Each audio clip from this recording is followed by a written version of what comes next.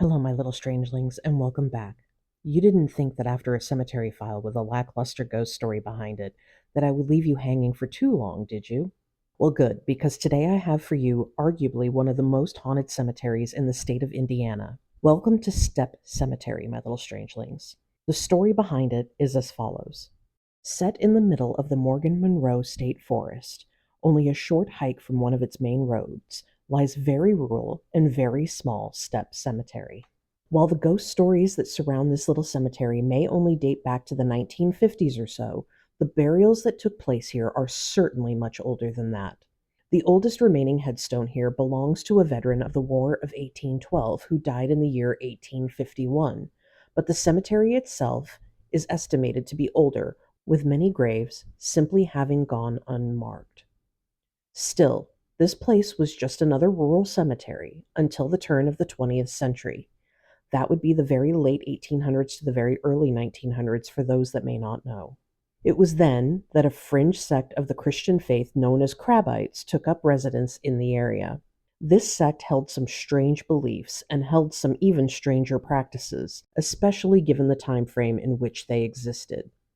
For one, they were deep into the book of Revelations, which is generally never a good sign, and as a result of one passage in particular, believed the earth was both flat and square.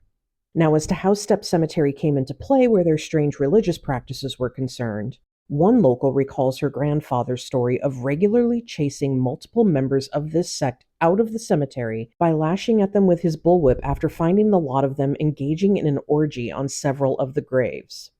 Not cool.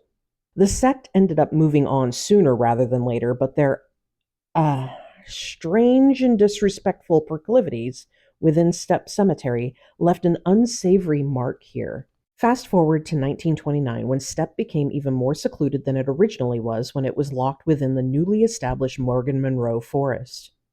First a cemetery, then host to a creepy religious cult performing outlandish, desecrating sex-based rituals there, then add remoteness, and finally in the 1950s, 60s, and 70s, teens in cars who had scored beer and other forms of alcohol looking for a remote place to party that would keep outsiders at bay.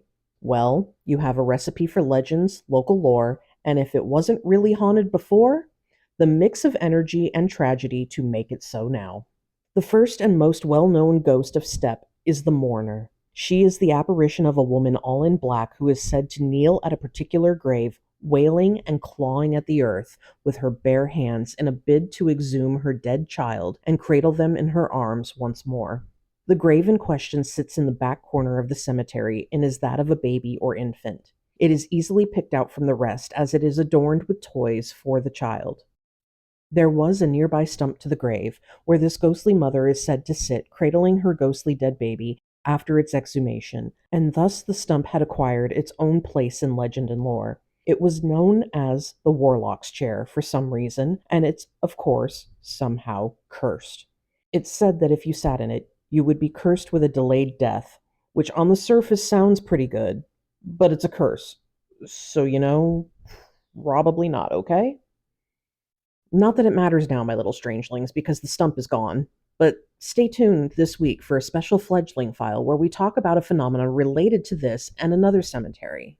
Until then, as always, happy hauntings.